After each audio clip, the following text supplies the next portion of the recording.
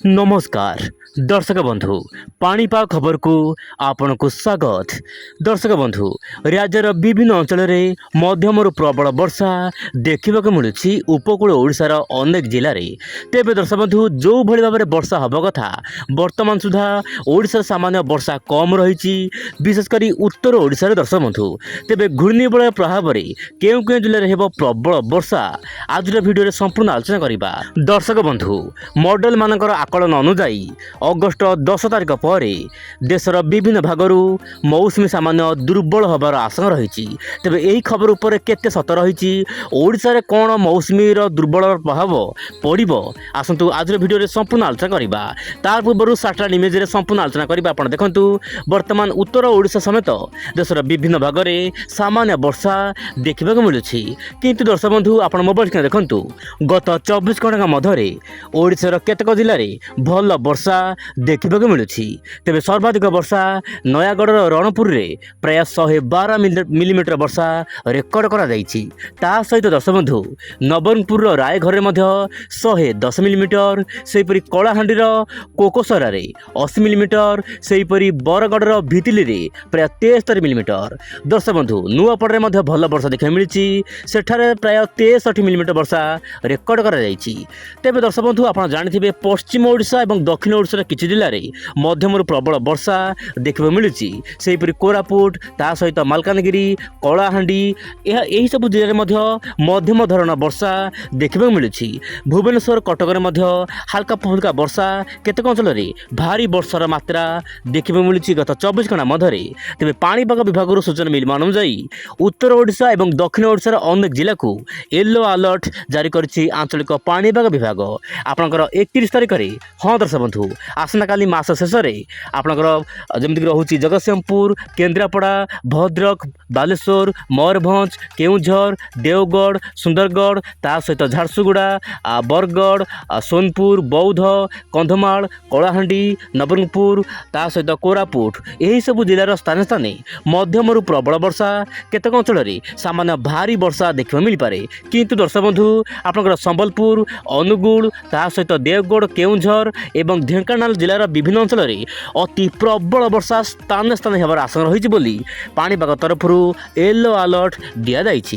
तेबे एही समय मध्य वायुर चलन धीरे धीरे बदलबार लगी। वायुर चलन कौन रही आप मोबाइल स्क्रीन देखु वर्तमान उत्तर पूर्व दिगरू क्षमा करेंगे दर्शक बंधु आपणकर दक्षिण पश्चिम मौसुमी वायु वर्तमान सक्रिय रही जहाँपाई कि अरब सागर सीधा सड़क दक्षिण भारत दे ओडिशा भितर प्रवेश करुच्ची दक्षिण पश्चिम मौसुमी वायु जहाँपाई कि वर्षा देखा मिलूँ। से दर्शक बंधु बंगोपसागर जलवाष्पूर्ण वायु ता सहित उत्तर पश्चिम दिगरू वायु आसुथिबारु गोटे प्रकार मिश्रण होउछि जहाँपाई कि राज्यर विभिन्न अंचल में पाग संपूर्ण मेघ रहिबा सहित कटक भुवनेश्वर ता सहित गोपालपुर एमतीक पारादीप समेत अनेक सहर मानकरे वर्षा जारी रही। आप मोबाइल स्क्रीन देखु वर्तमान दर्शक बंधु वर्तमान तो घूर्णिबलय सृष्टि होना किंतु आगामी 12 घंटा मध्य गोटे घूर्णिबलय सृष्टि होबार आशंका रही उत्तर बंगोपसागर उत्तर ओडिशा निकटवर्ती अंचल में।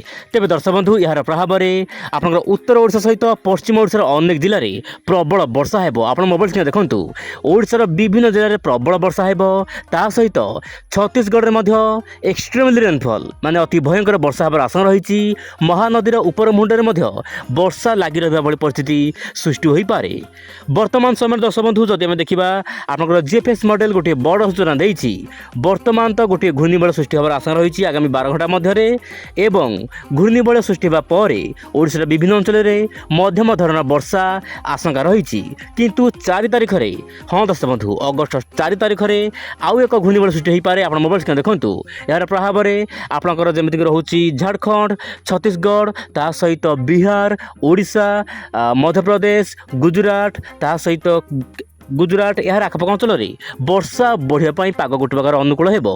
किंतु दर्शक बंधु 10 तारिख पर मॉडल आकलन करुच्ची 10 तारिख पर शुष्क पाग आसब भारतर विभिन्न राज्य में विशेषकर दक्षिण भारत एवं उत्तर पश्चिम भारत में। किंतु ओडिशा पाई कौन बड़ सूचना नहीं कि ओडिशा शुष्क पाग हो। किंतु आप चैनल सहित जोड़ी रुहतु ओडिशा आगामी दिन में पाणीपाग स्थिति केमिति रहुछि।